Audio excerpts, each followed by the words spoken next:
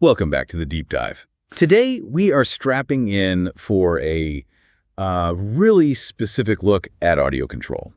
A deep dive, you might say. Yeah, definitely getting into the specifics here. Because if you play music or record it, or heck, even just appreciate well-mastered tracks, you know the struggle, right? Yeah. That constant battle. Oh, yeah. Between keeping the natural feel, the dynamics. And stopping those sudden loud peaks, those transients that just jump out. The ones that clip your signal, make your speakers jump, or just wreck a perfectly good take. It's a nightmare sometimes. Exactly. And, this battle, it's often fought with big, expensive gear in studios, racks full of stuff. Right. But there was a need for something smaller, something portable, precise, something you could stick on a pedal board. And that's where our mission today comes in. We're going to track the evolution of one specific solution from BOSS, the LM Limiter series. And this is a really interesting lineage because it wasn't about squashing the sound like a typical compressor, that really heavy noticeable effect that changes how the instrument feels. No, this was different. This was about precision.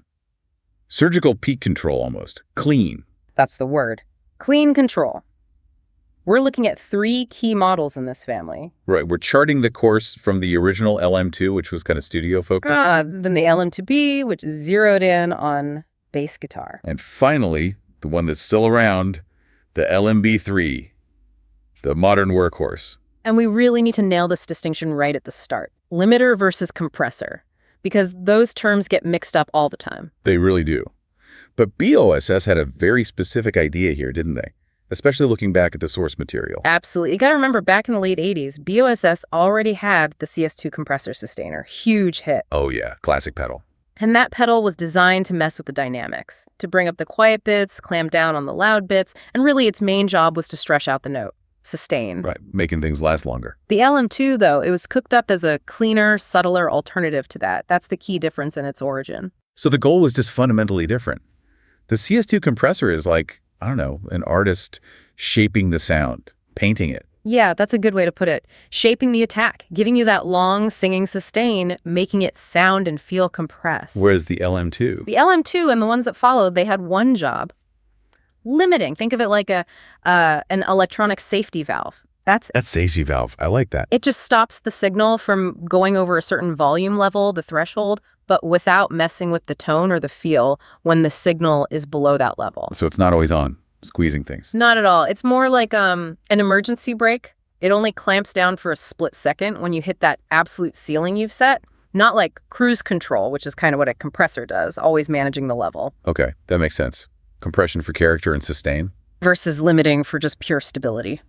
Peak control. That's the heart of this series. And understanding that difference is crucial for getting what these pedals are about. It really is. Our goal here for you, listening, is to see this line of pedals as a precision tool. It's for control.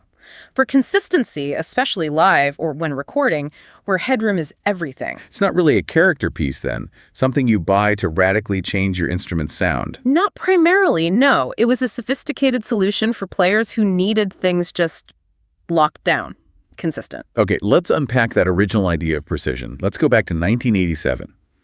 The blueprint. The LM2 limiter. So 1987, the LM2 arrives, and who it was aimed at really tells the story, doesn't it? It really does. This wasn't really for the guitarist hunting for endless sustain or super fuzzy tones. Yeah. It was squarely aimed at, studio players, guitarists, sure, but also keyboardists, bassists, people who needed clinical consistency, clean sound. Like a professional control device, but in a pedal. Exactly. It fit right into the high-end rigs people were building back then. Lots of rack gear, more complex setups. And it was a response to technology changing too, right? Definitely. The late 80s, you're seeing digital recording taking off, more complex rack systems in studios and even live rigs. And digital is less forgiving. Much less forgiving. Clipping in analog might sound crunchy sometimes, but digital clipping, it's just nasty noise. A total disaster for a recording. Right. So you needed a reliable and crucially fast way to tame signals before they hit the input stage of your recorder or preamp. And to get why the LM2 was so clean, so transparent, or maybe why it lacked character for something, we need to look under the hood at the circuit. Yes, the architecture is key.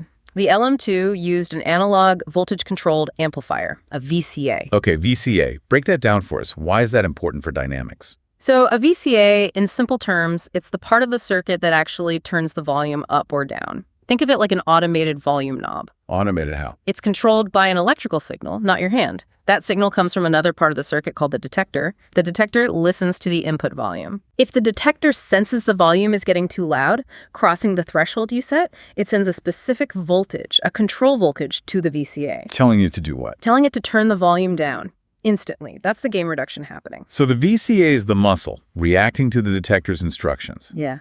Why was VCA the right tech for this job? For transparent limiting? One word: speed. The source material mentions chips like the BA6110 or similar OTA's operational transconductance amplifiers. These VCA designs, especially OTA-based ones, are incredibly fast. Faster than other types of compression circuits, like optical. Much faster. Optical compressors or even FET compressors, they have a certain inherent lag in how quickly they react. Milliseconds, sure, but sometimes that's too long. The peaks, the transients are super short. Exactly. Those sharp spikes happen in fractions of a second. If your gain reduction circuit isn't fast enough to react within that fraction of a second, the transient just blows right past it. It clips the signal before the pedal even has a chance to clamp down. I see. So the LM2's whole reason for being depended on reacting faster than the peak itself. That's the VCA advantage. Precisely. Now, the VCA architecture itself wasn't unique to the LM2. BOSS used VCAs in the CS series compressors too. Right. But here, the optimization was totally different. It was all geared towards limiting, not creating sustain. And the way they achieved that subtle, non-squashing sound is interesting. How did they do that? Balancing the speed without making it sound harsh. Part of the magic was using what's called soft knee limiting. This is a really key technical detail. Okay, knee. Explain that. In dynamics, the knee describes how abruptly the compression or limiting kicks in once the signal goes over the threshold. So there's a hard knee and a soft knee. Right. A hard knee limiter is like hitting a brick wall. The instant your signal touches that threshold level, bang, the full amount of limiting is applied. Effective, I guess. Very effective at stopping peaks cold, yeah. But it can sound really obvious. You hear the volume suddenly drop, and it can feel unnatural, unmusical sometimes. Okay, so soft knee is gentler. Much gentler. With a soft knee, the compression ratio doesn't just slam on at the threshold. It starts to increase gradually as the signal approaches the threshold and then crosses it. So it eases into the limiting, like a curve instead of a sharp corner. Exactly like a curve. It makes that transition into limiting much smoother, much less noticeable to the ear, even when it's catching a big peak. Okay. So you combine that smooth, soft knee approach with the really fast attack time of the VCA, plus a release time you could adjust. Get to the controls in a sec. Right. But that combination, fast attack, soft knee, variable release, that's what made the circuit brilliant at catching transients without sounding clunky or harsh. It met that need for transparent, professional control. Okay, let's look at those controls then. 3 knobs, level, threshold, and release.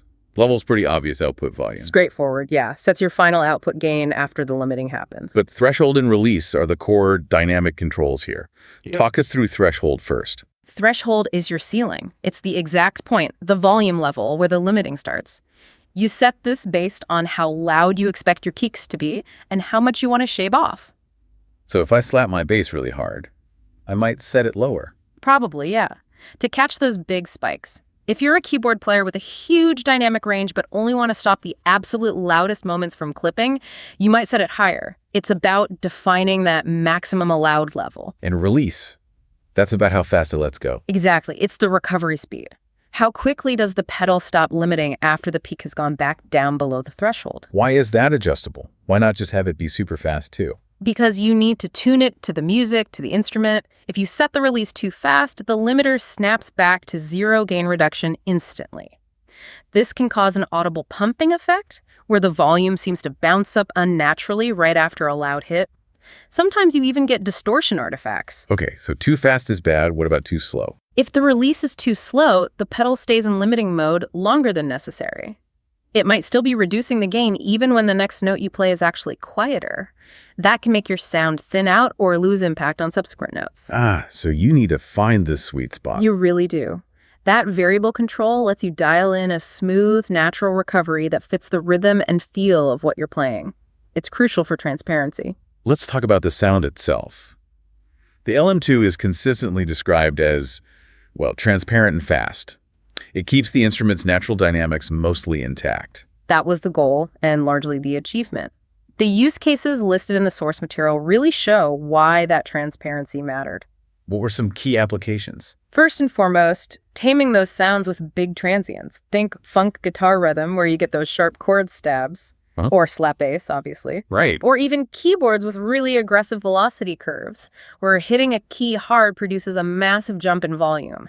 The LM2 just smoothed out those peaks, making the performance level much more consistent. Which is vital in a mix, right? Consistency. Absolutely vital, especially in tighter, modern mixes. You can't have one instrument suddenly leaping out unpredictably. What else? It was great for instruments with high output active pickups, active basses, active guitars. It can have huge signal swings.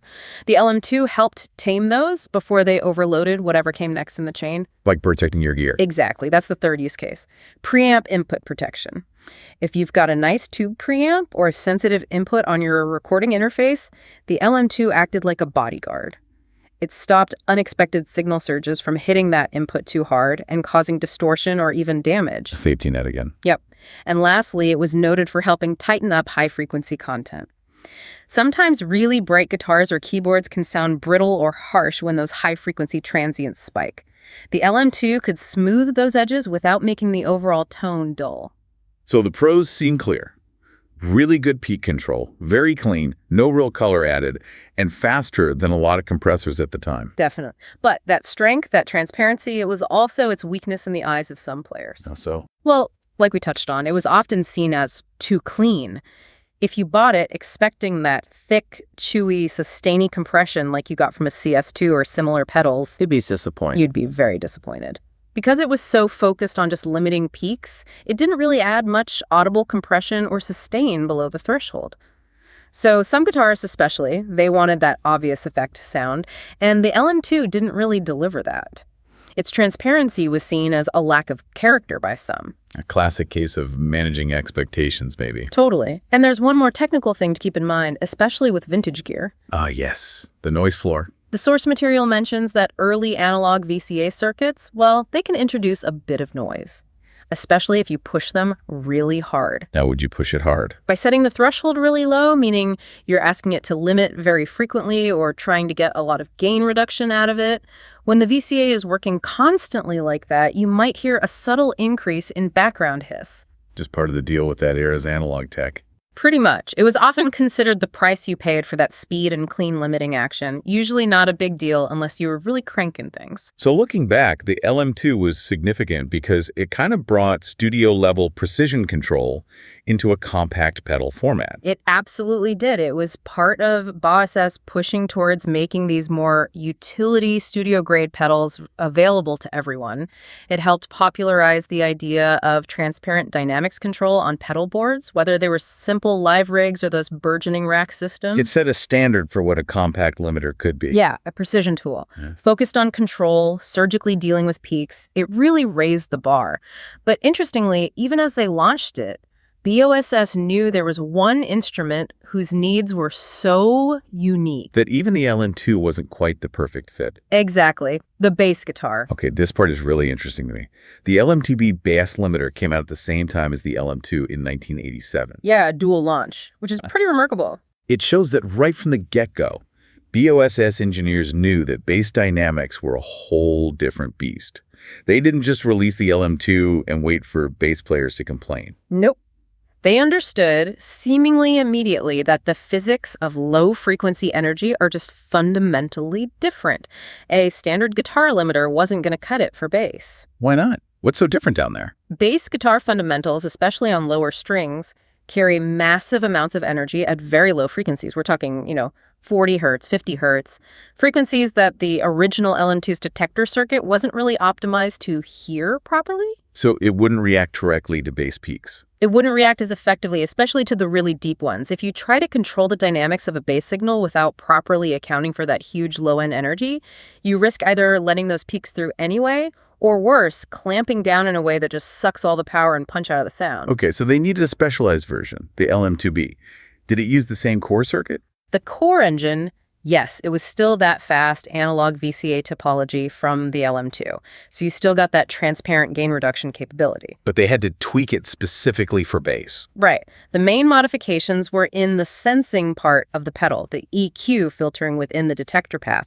Basically, they changed what the pedal was listening for. To make it more sensitive to bass frequencies. Exactly. The detector circuit needed to accurately sense peaks happening way down low.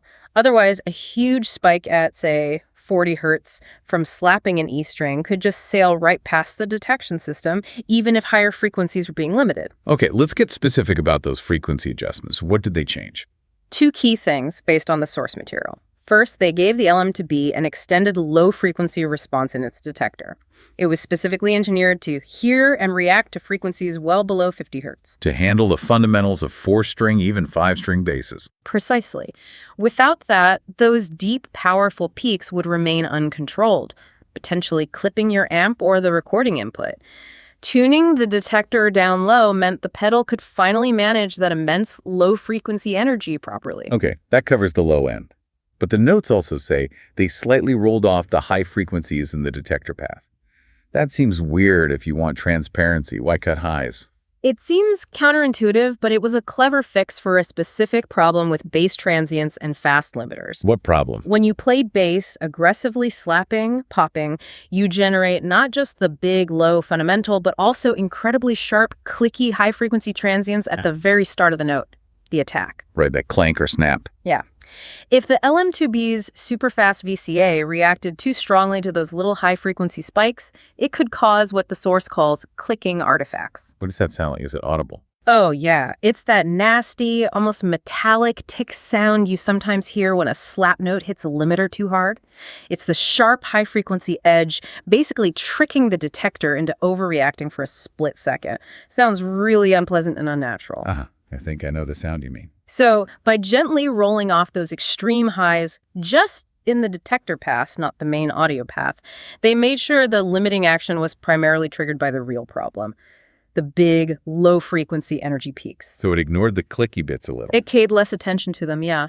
This stopped those artifacts without really dulling the overall audible high end of the bass tone itself too much. A really smart, subtle piece of engineering. Very cool. So tonally, the LM2B was designed for smooth, natural control of those aggressive bass techniques, slap, pop, heavy finger style without killing the punch. That was the idea. It was all about getting stability without sacrificing the core tone. Its applications were super practical, especially for live bass players. Like what? Preventing speaker overdrive was a big one.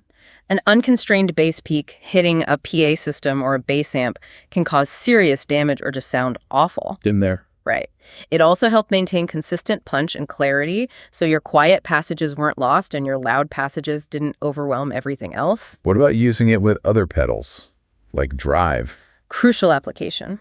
Bassists often use overdrive or fuzz pedals, which can massively boost the signal peaks. The LM2B was often placed after the drive pedal to tame that boosted signal. To stop the driven sound from clipping the amp. Exactly. It ensured the distorted tone was powerful but controlled, not just a fuzzy mess overloading the input stage or the PA. So like the LM2, its job wasn't sustain. It was dynamic shield, but specifically for the low end. Precisely. Keep the articulation, keep the low-end power, keep it quiet, give it the right headroom. But again, the main consideration was it's not a compressor in the traditional sense. No added sustain, no real coloration, just peak control for bass. Now, even though it seems like a vital tool, maybe one of the first compact limiters really for bass. It was definitely among the pioneers, yeah. It had a shorter production run than the LM2, only 87 to 94. Why was it discontinued relatively quickly? I think that shorter run really shows its role as a transitional product. It absolutely proved the need for dedicated bass dynamics processing, and it established the basic technical approach. But the market, the players, they quickly realized they wanted more. The LM2B did the control job, but maybe it was too subtle sometimes. Players found that heavy limiting, while controlling dynamics, could sometimes dull the perceived high-end clarity of the bass. The side effect of clamping down hard. Exactly. So they needed the control, but they also wanted maybe a bit more flexibility and some way to get that sparkle or presence back. So the LM2B, while successful, paved the way for something more advanced. Directly. It laid the groundwork, proved the concept, and its limitations directly inspired the development of its successor, the LMB3. the pedal that added the flexibility and the tone shaping that bassists were starting to ask for. Which marks a really interesting shift in Boss's thinking, right? Moving from just pure control to, well, controlled enhancement. A huge shift. And that brings us to the modern era. Okay, so 1995, the LMB3 arrives. And this one is still going strong today. Yep, nearly 30 years in production. That's incredible longevity for any effects pedal. Tells you they really nailed something with this design. It didn't just replace the LM2B, did it? The notes say it effectively replaced both the LM2 and the LM2B. In practice, yeah. While technically bass-focused, its feature set made it versatile enough that it became the go-to BiSS limiter solution for many applications. It synthesized the whole lineage. So what were the big changes? What made the LMB3 the design that stuck architecturally first? Well, they kept the core philosophy. It still used an analog VCA limiter circuit at its heart, keeping that essential speed for peak catching. Still analog VCA. Okay. But they made significant internal upgrades. The source material points to an improved noise floor quieter operation and greater headroom compared to the LM2B. Addressing that potential noise issue from the earlier models. Exactly. Making it much cleaner, more suitable for modern recording standards, quieter rigs. That alone was a big step up. A necessary evolution. Yeah. But the real reason the LMB3 became the standard, the workhorse, seems to be two major new features. User-facing controls. Absolutely. These are game changers.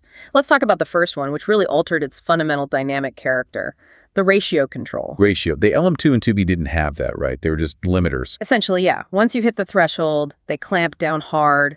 The limiting ratio was fixed and very high, maybe 10.1, 20.1, or even effectively infinite, like a brick wall. So what does adding a ratio knob do? It gives you flexibility. It lets you decide how hard the pedal clamps down once the signal crosses the threshold. It adjusts the strength of the compression or limiting. So you could set it low for gentle compression? Right, you could dial in a mild ratio like 2.1 or 3.1. At those settings, it acts more like a traditional compressor, gently smoothing out the dynamics, maybe adding a touch of sustain even below the main threshold. Or you could still crank it up for hard limiting. Exactly. Turn the ratio knob way up, and it behaves much more like the old LM2 severe peak shaving, that protective brick wall function. Wow, okay, so it could be a subtle smoother or a hard limiter, depending on how you set it. Precisely. That versatility meant the LMB3 could meet the needs of way more players and styles. It wasn't just a one-trick pony for stopping peaks anymore. It offered a spectrum of dynamic control. That's huge. It kind of blurs the line between limiter and compressor, letting the user choose. It does, but the second major innovation is maybe even more defining for the LMB3's sound and longevity. That's the enhancer circuit. Right, the limiter enhancer. What does the enhanced knob do? This reflects that need we just talked about, players wanting stability and clarity. The enhancer circuit is basically BOS's clever way to counteract a potential downside of limiting. That heavy limiting, especially fast VCA limiting, can sometimes make the tone feel a bit dull or muted. It clamps down hardest on the loudest parts of the signal, which often includes those high-frequency transients, the stuff that gives an instrument its bite, its definition, its air. So limiting can make you sound less clear. It can, especially if you're hitting it hard. The perceived clarity can diminish. The enhancer is designed to fix that. How? Is it just an EQ boost? It's smarter than that. It's a dynamic EQ. It actively boosts high frequencies, adding sparkle and presence back into the sound. Okay, but why dynamic? What does that mean here? It means the boost isn't just on all the time. Critically, it boosts the highs in response to your playing intensity. When you play harder and the limiter is likely working more, the enhancer kicks in more to restore that perceived clarity. So it's not just adding a constant treble boost and hiss when you're not playing. Exactly. That's the problem with just using a static EQ pedal after a limiter. You'd boost the noise floor too. The dynamic nature of the enhancer means it only adds that brightness when it's needed when you're actually playing aggressively. It brings back the definition right when the limiting might be taking it away. That's pretty sophisticated, like a psychoacoustic trick almost. It really is. It functions a bit like a high-frequency exciter, but one that's intelligently linked to the input dynamics. So now you've got 4 knobs. Yeah. Level, enhance, threshold, and ratio. Yeah. That's a lot more control than the original LM2. A huge amount more control. It gives the bassist, or whoever's using it, really fine-grained command over both the dynamic stability and the final perceived tone. Which explains why it's been so popular for so long. What's the resulting sound profile like? It can be very full and transparent if you keep the enhance down and use a gentle ratio. but you can dial in just the right amount of sparkle and attack definition using that enhanced control. Ideal for certain styles. Absolutely perfect for slap and funk bass. You get that super precise, clean attack articulation from the enhance, while the limiter keeps the overall volume completely under control no matter how hard you dig in. So you can really attack the strings without blowing up the mix. Exactly. It's also great, as the notes mention, for passive basses. Sometimes passive basses can sound a bit dark or lack top-end bite compared to active ones. The enhanced control can dynamically add that clarity back in. And just generally for live playing. For any live rig, it provides that crucial dynamic stability, ensuring the bass sits consistently in the mix, but with the added benefit of maintaining presence, making sure you cut through without necessarily being louder overall. Okay, so pros. Versatile dynamic control. Yeah. From gentle compression to hard limiting. Mm-hmm. Low noise. And that independent enhanced control for tonal fine-tuning. Seems like they covered all the bases. It really is a very well-rounded design. Versatile enough for bass, but people use it on other things too because of that flexibility. Are there still any downsides or things to watch out for, even with this refined design? Yeah, a couple of things are worth mentioning. First, that enhanced control, while brilliant, needs care. How so? If you tune it up too high, it will start to exaggerate unwanted noises. String squeaks, fret buzz, finger noise, all that stuff lives in the high frequencies too. So it enhances the good and the bad highs if you overdo it. Precisely. You need to find that sweet spot where it adds clarity and presence without making your playing sound sloppy or noisy. Judicious use is key. Good tip. What else? Just to reiterate that core philosophy, which still holds true even with the ratio knob, the LMB3 is still primarily designed for dynamic control and clarity, not for creating massive amounts of obvious, squishy compression or sustain. So if I want that really long singing sustain, I should probably still look elsewhere. You probably should, yeah.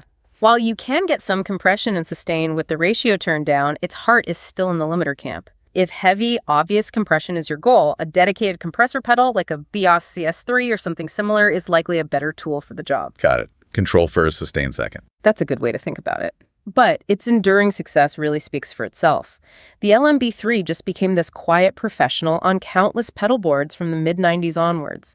It's the combination of everything BOSS learned from the LM2 and LM2B. It really sounds like it took the best parts of its predecessors and added what was missing. It took the precision concept from the LM2, incorporated the crucial low-end understanding from the LM2B, and then layered on that modern flexibility with ratio and the tone recovery of the enhancer.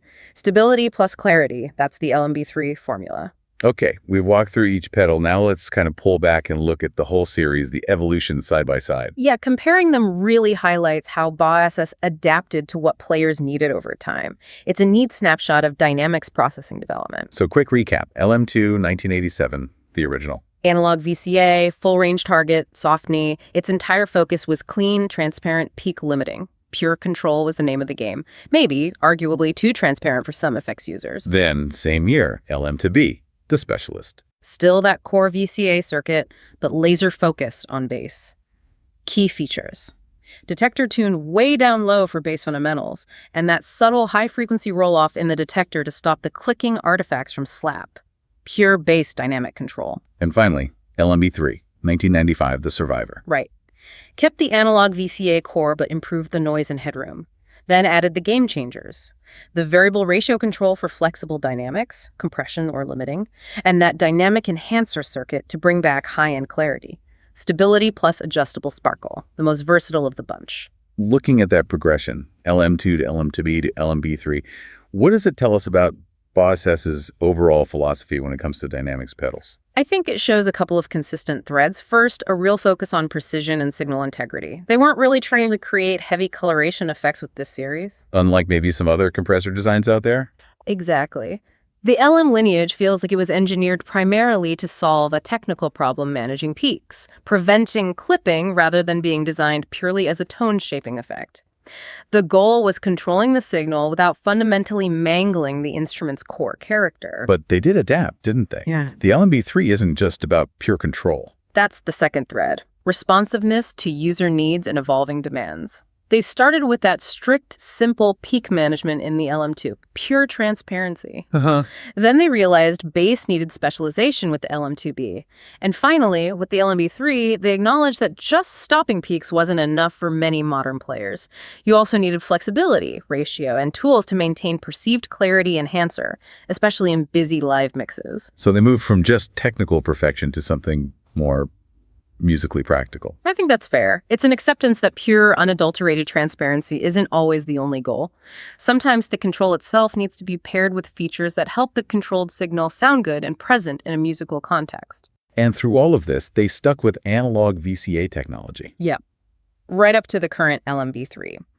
That shows a commitment to that specific analog approach, likely chosen for its speed, reliability, and perhaps a certain musicality in how it reacts compared to, say, purely digital limiting. These were built as robust, performance-ready tools. So if we had to summarize the core job of the entire LM series for someone, I'd say it's about providing transparent, reliable, dynamic stability for professional use. Whether you need to tame the peaks of a bright guitar, level out a synth with wild dynamics, or lock down a booming bass. these pedals were designed as control tools, built for consistency, built for performance. Exactly. In a way, they free up the musician. They let you play dynamically, play aggressively, without constantly worrying about overloading the next thing in your signal chain. The pedal acts as that silent guardian, that subtle safety net. Protecting the peaks while preserving the heart of the tone. That's the ideal, yeah. It's the difference between an engineering solution designed to prevent problems and a creative effect designed to add overt character. The LM series leans heavily towards the former. And the fact the LMB3 is still a catalog item almost 3 decades on.